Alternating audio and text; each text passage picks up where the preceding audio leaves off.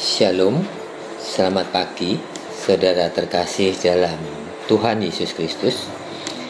Hari ini merupakan hari terakhir masa Advent dan besok kita merayakan Natal.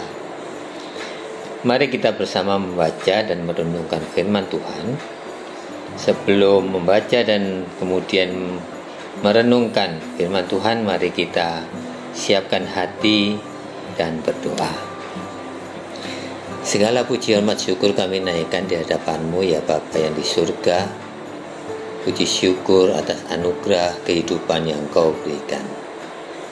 Kami bersyukur untuk kesempatan untuk kami bersama-sama boleh menikmati anugerah-Mu pada hari ini. Sebelum kami memulai aktivitas kami, tolonglah kami untuk kami boleh membuka hati dengan penerangan dari Roh Kudus untuk kami boleh mengerti dan memahami akan firman yang akan kami baca dan renungkan bersama. Tolonglah kami yang lemah ini untuk kami boleh makin hari makin bertumbuh di dalam Engkau. Dalam nama Tuhan Yesus kami berdoa. Amin. Saudara yang terkasih dalam Tuhan, ayat renungan kita pagi ini terdapat dalam Injil Lukas 2 ayat 7 yang berbunyi demikian. Dan ia melahirkan seorang anak laki-laki, namanya anaknya yang sulung, lalu dibungkusnya dengan lampin dan dibaringkannya di dalam palungan, karena tidak ada tempat bagi mereka di rumah penginapan. Saat ini masa karantina di Indonesia mencapai 10 hari. Akibatnya hotel-hotel dan tempat-tempat yang disediakan untuk karantina penuh dan banyak orang kebingungan untuk mendapatkannya. Lagi pula harganya mahal. Akan terasa sulit kalau kita pada posisi itu. Semua tempat tinggal penuh, ditambah lagi harga yang tidak terjangkau. Inilah yang terjadi pada Yusuf dan Maria. Mereka mengalami tantangan yang cukup berat, apalagi Maria dalam kondisi akan segera melahirkan.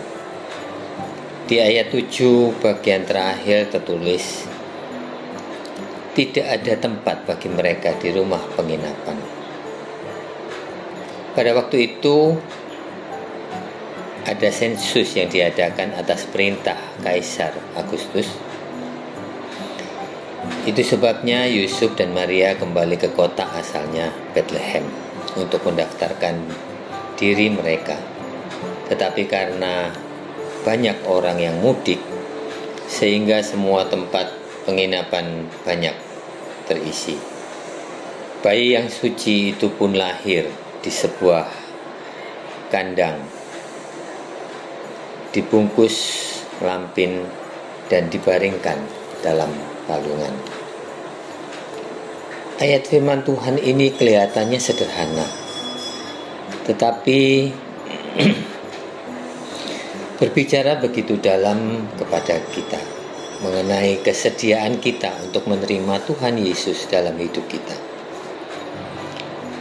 Adakah tempat bagi Tuhan dalam hati dan kehidupan kita? Atau mungkin sudah tidak ada lagi tempat baginya?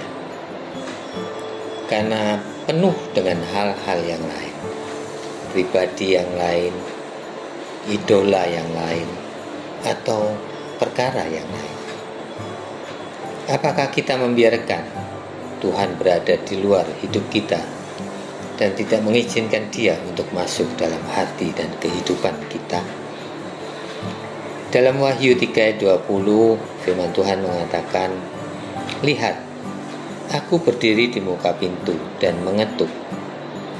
Jikalau ada orang yang mendengar suaraku dan membuka pintu, aku akan masuk mendapatkannya dan aku akan makan bersama-sama dengan dia dan ia bersama-sama dengan aku. Banyak orang sadar atau tidak sadar telah menyingkirkan dan mengeluarkan Tuhan Yesus dari kehidupan, karena ada hal-hal lain yang telah memenuhi hati pikiran dalam kehidupan kita, sehingga tidak ada lagi tempat bagi Tuhan. Ketiadaan tempat bagi Tuhan seringkali kita lakukan dengan kesengajaan, karena kita tidak mau menerima kehadirannya, tidak mau ada Tuhan yang mengatur kehidupan kita sehari-hari. Atau kadang kita menerima dan kadang menyingkirkannya untuk sementara.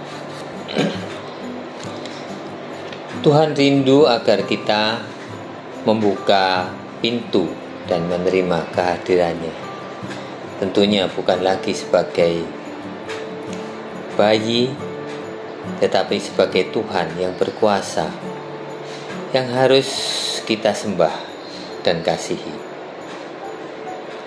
Kalau masih ada di antara kita yang setengah-setengah membuka hati untuk Tuhan, mari bukalah lebar-lebar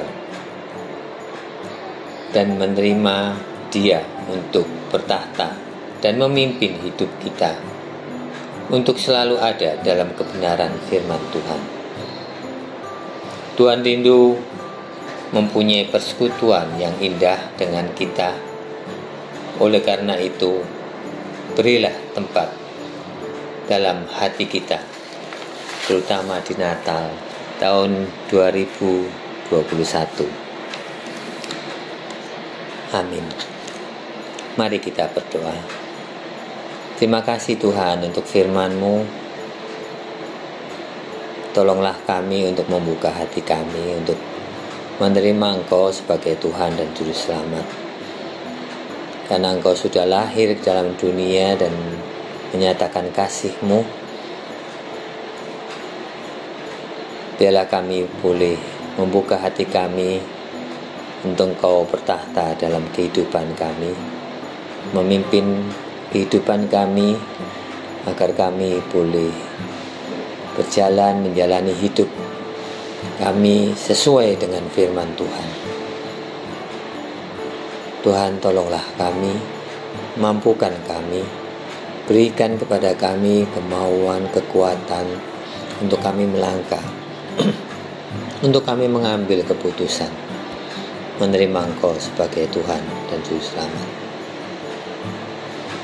Terima kasih, segala puji, hormat, syukur kami naikkan di hadapan-Mu. Hanya di dalam nama Tuhan Yesus kami berdoa dan bersyukur. Amin. Selamat pagi jemaat GKI Piyung Royal Resident. Selamat Natal tahun 2021. Tuhan Yesus memberkati.